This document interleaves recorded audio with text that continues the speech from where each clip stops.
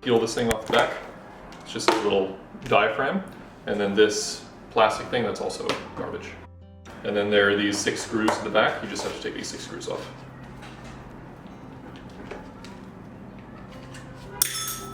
I like to keep a little bowl so I don't lose them.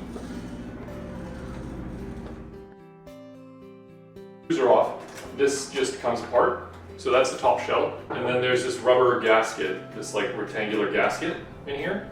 So that comes out. And then inside the actual pump, you can see that their power cable is sort of slotted in here. And you should really pay attention to the way that it's slotted in. You see, it's like lined up perfectly here, like flush on the surface, and it allows space inside the trough here, the way that it's lined up there. So pay close attention to that, and also close attention to how these are lined up here. So these just, you know, you can slide them out, and this can slide out, and then the whole pump just lifts right out. So that's the pump itself, and then here's your bottom shell. One thing I like to do, and it does help with the seal, is there's this sort of like logo for the Whisper AP300. So what you do is you just use a flat-headed screwdriver and you just find the edge of it and just try to peel it off in one go. It's a little fiddly. Just get under it, and then if you just pull it up slowly, it should hopefully come off of all the adhesive underneath without leaving a whole bunch behind. Yeah. So there you go. So now that's off. Sometimes I like to scrape all the stuff out too. So I'll just do that quickly. So we removed the adhesive from the top shell. And then I like to use just a little piece of masking tape. So the center is pretty obvious because there's like this little divot there. But then I use the masking tape to sort of mark out where the holes for the other 2 attachments are going to go. So I kind of just eyeball it. Where I want them to go, and then a way to be precise is just to use a ruler. So from that middle hole, 1 3/4 puts me right here. On this one, 1 3/4 puts me right here on this one.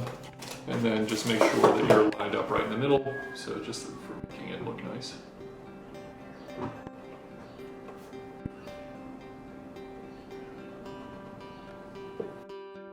So that's what it looks like. And since we've got the tape here, might as well also do this step. So on the bottom shell, you can see that there's these 4 holes here that allow air into the pump.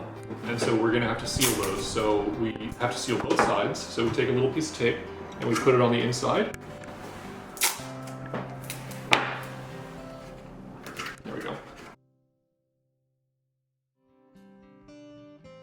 So we're gonna fill these holes with epoxy to seal them. So now comes the fun part of drilling. Okay. So now we're going to drill the holes in the top, and the holes are going to be where we're going to put our pressure gauge, our pressure adjusting bleed valve, and then also our connector for the suction. So the first thing you do is use like a small drill bit. I believe this is just 1/8 of an inch. And then these are the drill bits that you're going to use for all your different attachments. So we'll do that right now. I find that when you drill through the plastic, the drill kind of catches and then drives you forward. It's very difficult to avoid plunging. So what I do just to protect my work surface is I actually take the empty shell and I just, you know, put the shell on top of that one, just so that I can plunge onto the bottom shell instead of into my table. I'll just start with a pilot hole with a small one in each of these 3 locations. So I'll do that right now.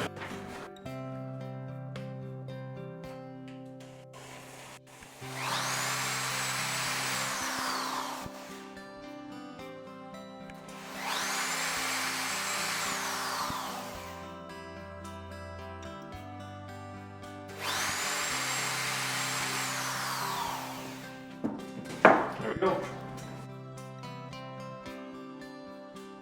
So the next stage is to drill you got to widen up each of these pilot holes with a different size drill. So this drill bit is the 1/4. So this is going to be where we put the bleed valve. So I like to put it right in the middle hole. So we just line it up into the pilot hole. So that's the bleed valve hole. The second biggest hole, this one is 3/8 of an inch. This is going to be for the pressure gauge. So I like to put the pressure gauge on the flat surface of this guy. So I put it on this side.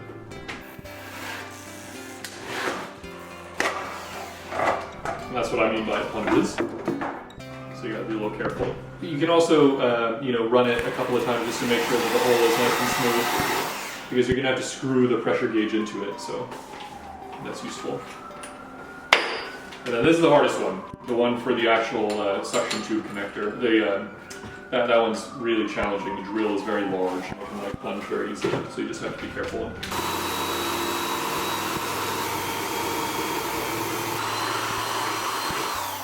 So there we are. 3 holes in the top. We now are going to put our 3 pieces into the top shell. The biggest one obviously is going to take the suction tube connector. The pressure gauge is going to go over into this one. And then this guy is your bleed valve. This is a 5/16 outer diameter, 3/16 inner diameter piece of tubing. Usually I cut about, you know, 8 to 9 inches of it. And so the trick to getting it through this 1/4 inch hole, which is quite small, you need it to be small to have a really tight press fit so that you don't get air leak around it. So you got to cut like a 60-degree kind of angle with your scissors into the end of it. You take the sharp end of the tube and you sort of feed it through the middle of the hole. And like the nice thing about having a sharp point is that now you have something to grab on the other end. So you can grab that with a pair of pliers. And this requires a little bit of force, but you got to kind of like grab it and wiggle it through this tight little hole. And it can kind of get hung up on this side, so you can come to this side and use your flat-headed screwdriver to kind of feed the corner in here. It's a bit of a struggle, but it's worth it. Back and forth between these two things.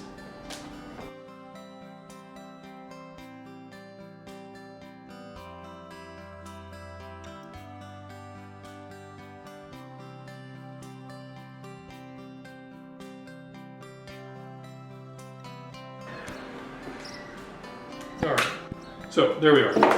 Okay, so you can see here that the tube is being shoved through. You can kind of see that it's squeezed through that point. And then on the other side, I leave, you know, very little, you know, maybe 5 to 10 millimeters just poking out there. And the purpose of that is that so you can put epoxy around the edge.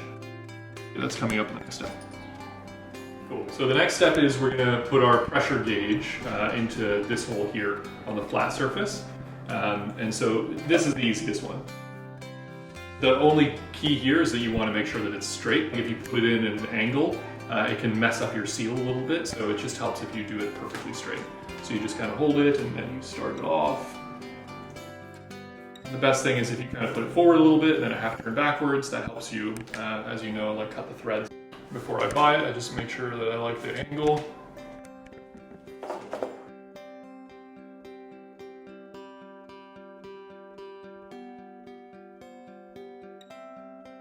And again, on this side, you're just going to bring it through so that you just have a few threads on the other side. And again, that's just so that you can put epoxy to make a really nice seal.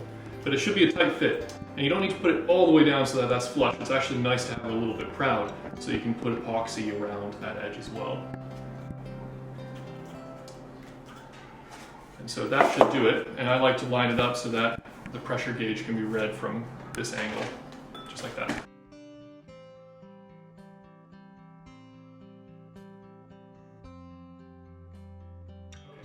So putting in the suction tube connector is one of the most challenging because of the angle. So it's very easy to be off angle and then it's like crooked, and that can mess up your seal and also just make it not look so nice. So a very nice tool that was taught to me by a medical student who was helping me do this is to use a drill. So you chuck the suction tube connector into the drill, get it on there nice and tight, and this is just to start it. And then you can almost drill it into the hole. So you line it up perfectly, exactly the angle that you want. And then just very slow revolutions, you just start it off like that.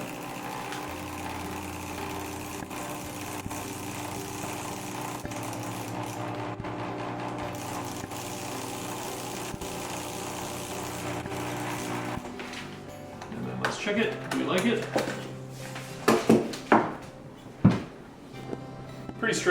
Pretty straight on all the different angles, so we'll accept that. And so we now just use the adjustable wrench and we can put it in. So get the adjustable wrench in the right place and then The trick is, you know, you want to be looking at it to make sure you're not tilting it and putting too much force on it.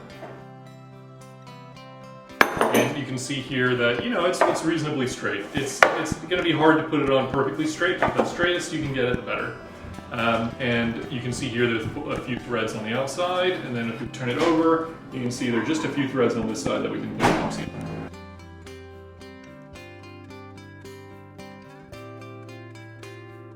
The next step is that we're going to be doing the epoxy. So typically I use these single-use epoxy things. They can be used for more than just one, and they're 2 phases. So definitely keep the extra thing handy. So we're going to open up the epoxy, and what we're going to do is seal these 4 holes at the bottom of this thing, and we're also going to put epoxy around the edges of the feet, because those can also be sources of leaks. And then we're going to put epoxy around the edges of each of these connectors. And then we're going to let that sit for a few minutes, and once it's dry and not leaking everywhere, we're going to turn it over. We're going to take off these pieces of tape. We're going to fill epoxy on these holes as well, and we're going to fill each of these feet here with epoxy, and we're also going to put epoxy around the edges of each of these guys. So that's the next step.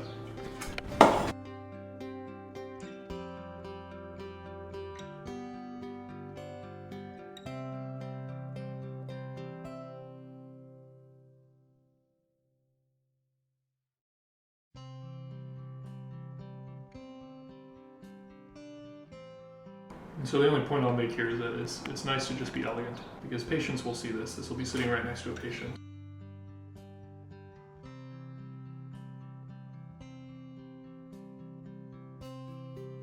So with the bleed valve, what I do is I just put like a little bit of epoxy on the end here, and then onto this tube, sort of spin it to evenly coat the inside.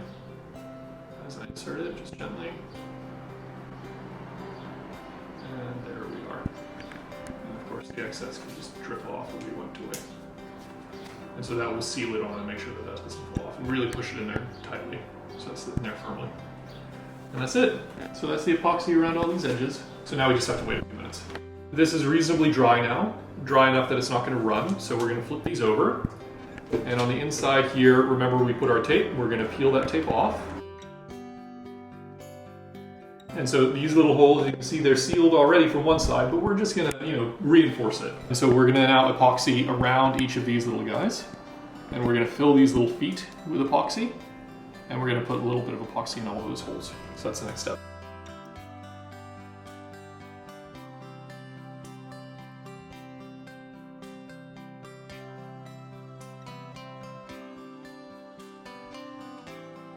So now the really critical part comes. We have to glue the pump back together, like sealing everything. So we're going to use the remaining bit of our epoxy, and we're going to put a little bit of epoxy into the channel where the power outlet goes. We're also going to just fill this little trough here with epoxy.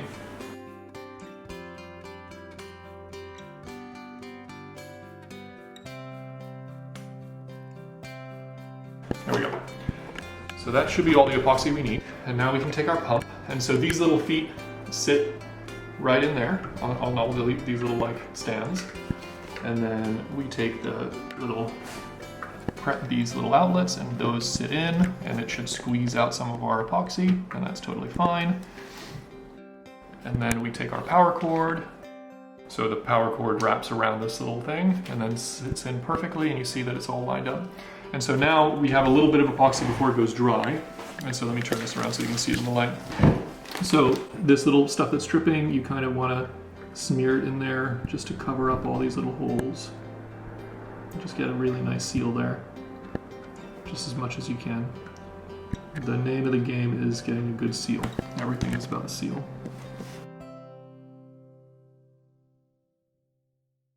The power cord is the most likely place where you will have a leak.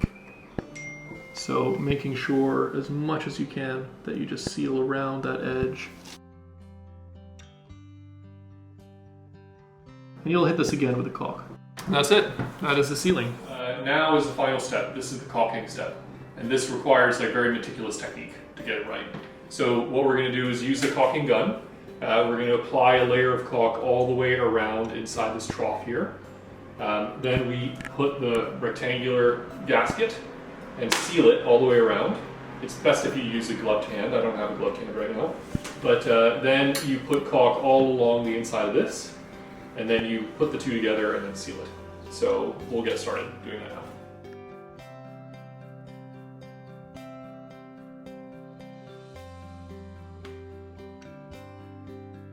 Alright, so then we take the rectangular gasket and we fit that on there, and we gotta push it down, make sure that it's seated all the way around.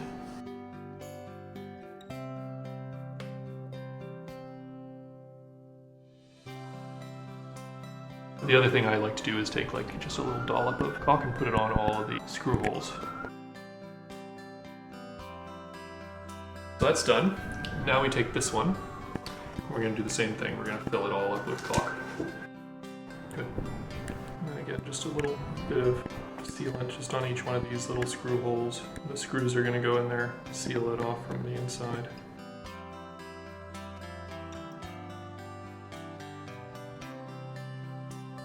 So the two shells will now fit together while the caulk is still wet.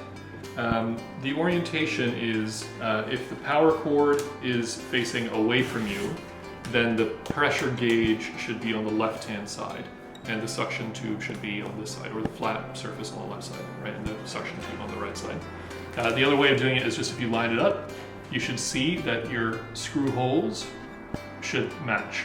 And you see if I have it the wrong way around, you can see that there's a mismatch between those screw holes, so the screw won't go in properly, right? So that is the correct way to put it on, with the screw holes lined up. So now we just set this on here, squeeze it down, and then we flip it over, and then we put our screws back in.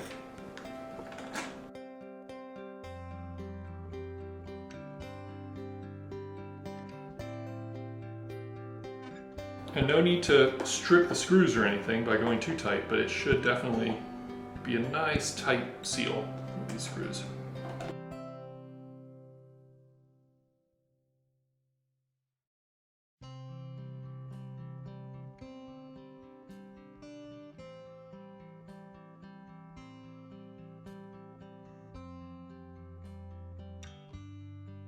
So that's all really tight, that's good.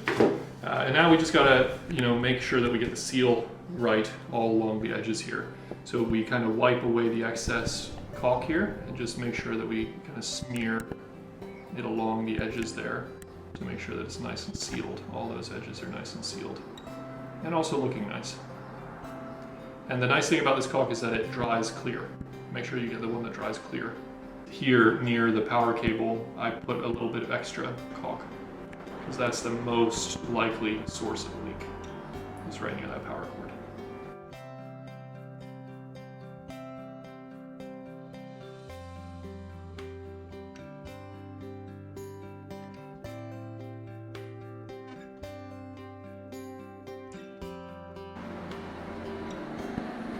Also pay special attention to the corners here.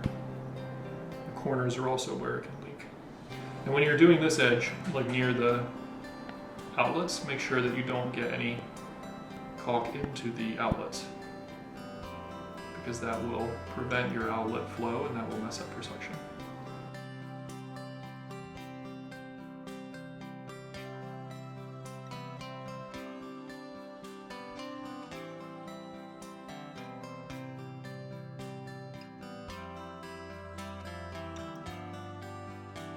And then the very last step, just to get the last little bit of seal for sure, is you use a little bit of caulk on your finger and just seal up the screw holes.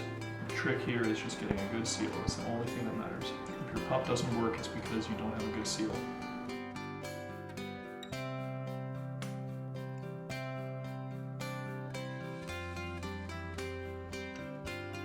Okay, so it's done now. We've sealed all the edges. I've sort of used my finger to smooth out the excess sealant along all the edges, and I've also put some in all the screw holes. So that's it. It is now ready to just sit and dry. This is what it looks like when it's finished. The white sealant will all dry clear. So that's how you know it's ready to use. So we can just leave that just like that, leave it in room temperature, and it'll be ready to go.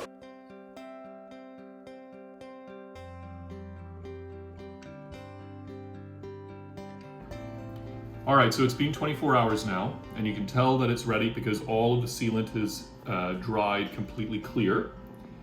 So now we're ready to test it. So we're gonna plug it in, and remember, only plug it in with 110 volts. If you do more than that, you can burn out the pump. So we're gonna go ahead and plug that in now, and you can hear that the pump is on. And so the first thing we do is make sure that the bleed valve is completely closed, and then to test it, we just cover up the suction tube connector. And you can see here that the pressure rises to at least minus 10 inches of mercury, which is roughly equivalent to minus 250 millimeters of mercury. And so that's a good functioning pump. And so now a patient can only safely tolerate about minus 5 inches of mercury or minus 125 millimeters of mercury. So what we do is we just slowly open up this bleed valve, and you can see here as we do that, the pressure on the gauge will start to come down, and we can sequentially bleed that down until we get to minus 5. And there we are. And this is a perfectly functioning pump.